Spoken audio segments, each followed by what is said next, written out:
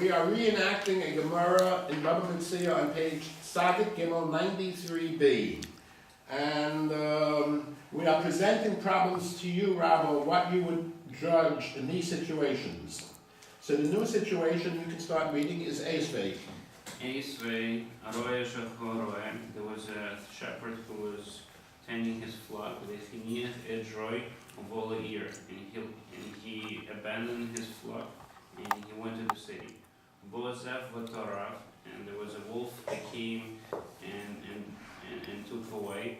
Vo Arish Vidoras, or an Ari came and ripped apart one. Lion came and ripped apart one of the sheep. In Omrim. Good, excellent. Ilu Hoya Shachoya Matzil.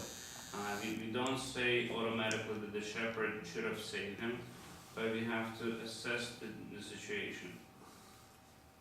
If he was able to save the sheep, he's responsible. But if he was not able to save the sheep, then he is not responsible. So this is the end of probably a brisa. Right. These are the facts. Now the Gemara wants to take apart the facts and analyze them. I'm going to start reading a little. My love, how are we talking about? The all be'idna the ayel inshay. Did you go up to the city? Did you leave your sheep as other people left them? And the Gemara's answer is one word. Lo. You didn't go like the other guys. The all be'idna the lay ayel inshay. Well, all the shepherds go up at 1 o'clock in the afternoon. They go up to the city to grab lunch. But you were up 11 o'clock. You went to the coffee break. I know. So the Gemara says, Iochi my potter. Why should he be exonerated? Here we have an old principle which I have on the board, which you can read for us, please. Look at the board in the blue ink. Translated? If you started out negligent, and in the end, you were forced into a situation that was beyond your control. He left at 11 o'clock. That's called a, what's the word for pshia? Negligent. He was negligent at 11 o'clock. Right. So I don't care what happened afterward. I don't care if there were 10 lions there. We feel that since you started off by doing a negligent act, you don't have any leniency, even if 2 or 3 or 10 lions would come.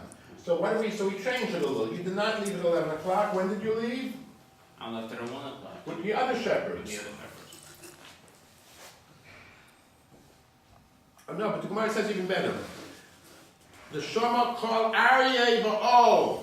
The Shema called Aryeh Ba'ol. What did you hear? Different story. Wait, listen. What did I hear?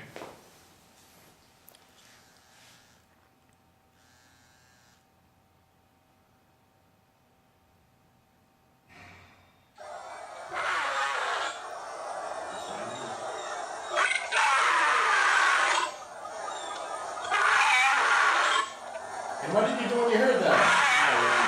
Do you think that they has the right to run away? He has purpose to care about shepherd. He should try. Well, he can't really do anything. He has the right to run away. Yeah. I was Because afraid he for wants to live for tomorrow. Young boy has to live for tomorrow. Okay. So, the Gemara says, you make an estimation. What could he have done? So the Gemara gives you an answer. We ask you to hire how many guys? At least 3, maybe even 5. Right. And with 5 guys, each of you have a stick. You go together, you can chase away this one. You have a close-up of him. How much do you see in this one? How many lions? 1. Get away with that one guy and chase him away. But if you see these 2, I don't think you guys should start up with 2 lions. 2 is too many. 1 not enough. 1 you can get away with. Why are we talking about you being a paid showman? Even if you're an unpaid showman, you should have been able to get these guys to help you. Because we already found out, even an unpaid showman should have gathered these guys, not paid them anything, but still chase away the lions. But the Gemara is pretty emphatic. If you're an unpaid one, you only hire the guys for nothing. But if you're a paid shomer, you end up paying them up to the worth of the sheep. And the Gemara's words are ad kama. You see the words ad kama? And read the answer. Shomer hinam bechinam, shomer sofer besofer. Continue. Ad kama. Good. And how far? Ad kedei demechin. Until the worth of the sheep. Until the value of the animals. Continue. Behechen matzino b'shomer sofer shchai b'yosin. Will you really say that you have to make money out? You're making $50 a day and then pay $500? No. The hardest shock of the naming balabais. Who do you collect from? Collect from Balabas, from the original owner of the sheep. Me. Right. Okay. Oh, and the Gemara asks, obviously, Rav Papa Abaye. Rav Papa heard this discussion and said to Abaye, Maya hani leminei.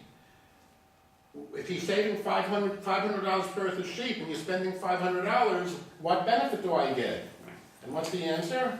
Nafka L'kushla d'chiyusa. the The fact is, I know my sheep, and you're saving me the mental stress of getting new sheep and then feeding them, etc. That's one answer. Inami l'tirchi rasa. You're telling me I have to go to the marketplace. When I took care of sheep, I did it for 2 days in south of Hebron. Ooh.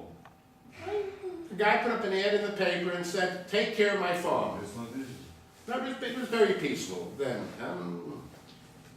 So I took care of his sheep, and I took care of a couple of cows he had, and even he had, I think, chickens. And I had to go out twice a day to feed them. As I was going out to feed them, they all made big noises. They're happy. So that, I got to know them. I got to know this one. I had to leave a little pail of food for the cow. I think there might have been a goat around. Each one, I knew the animals. Right. And the market, I did constant phone calls, can I buy your goats? And he says, we're not selling goats, we're not selling sheep. That's the instruction he gave me before he left. Okay, and the marketplace to get new sheep and new goats, I had no idea where he would get them from. He knew. He was an American. Okay, so we did a lot today. We learned, we did a lot today, and we learned how you should act when a lion comes. Don't be afraid. If you get these guys to help you, you do it. Now I want you to point down to the Mishnah.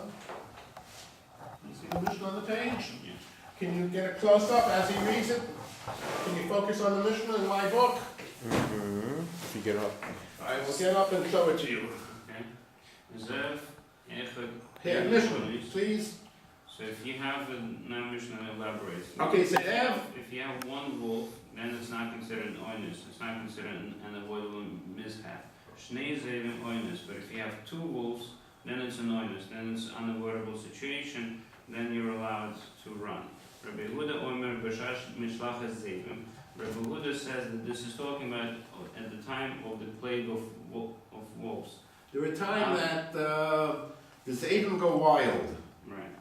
Or during the hunger. Avzev echad oinus. Even if you see a one wolf, it's still considered to be an oinus because it's an extra crazy zev or wolf.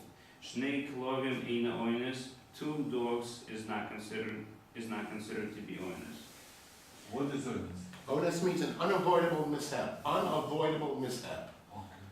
And Shomer this Shomer, he does not pay for an unavoidable mishap. He better watch out. He can't let my sheep be stolen. He can't say, I went out with 10 sheep and one ran away. That he can't get away with. But if he says a tornado hit, or with a tornado it just rips them away, you have 10 sheep here and the wind picks them up and throws them all over the country. That's called an unavoidable mishap. Good question. Continue, Mishnah. Yedu Chababli Omer Bishum Rabbi Meir. Yedu Babylonian says the name of Rabbi Meir.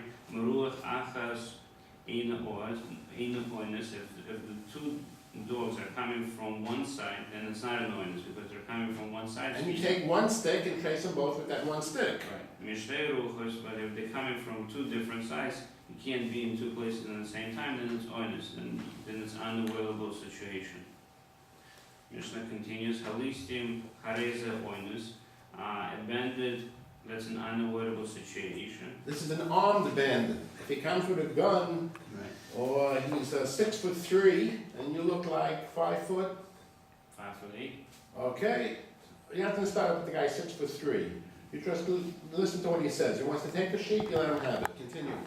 Ha'ari, or if it's a lion, hadov, a bear, l'chanemer, a leopard, l'chabardelus, and The English says what? polecat. A polecat. Everybody knows what a polecat is. Continue. L'chanachash and the snake, har ein ilu oinus. All of these of the above are considered to be oinus, unavoidable situation. Imai, when do we say them? Bisman shavoy me'aleichem, when they come of themselves. Abu chalikim, but if the shepherd, The shepherd, you're my shepherd. If you take them to a dangerous place, right? If you brought it upon yourself, basically you went to a place of danger. Lamokim vidura chayelistim, to the place which is frequently visited by wild beasts or by the bandits. Ain't an oinus. It's not an oinus because you brought it upon yourself. excellent. Mesa kadarka, if an animal dies in its usual way, Yeah. how is it oinus? It's not an avoidable situation. Seek for umesa, but if the custodian afflicted it or caused it to die, ain't an oinus. It's not an unavoidable situation. Oisal rosha tsukin, if it ascended to the narrow tops of the steep mountains. In other words, you went to the top of the mountain in Niflo, and Fell off the the mountain shepherd fell. How is it oinus? That's considered to be an oinus. However, if you brought it to the top of the mountains, you brought it yourself, when Niflo or Mesa, and it fell and died, ain't oinus. It's not considered an unavoidable situation because you took it there yourself. Okay, so we thank our shepherd, we thank Rabbi, and we thank your fellow shepherds, because today you understood something very important about the shomrim and about the fearfulness of a lion. Thank you very much, and have a good day. You can see this, hopefully. The title of the film is The roar of the lion. Roar.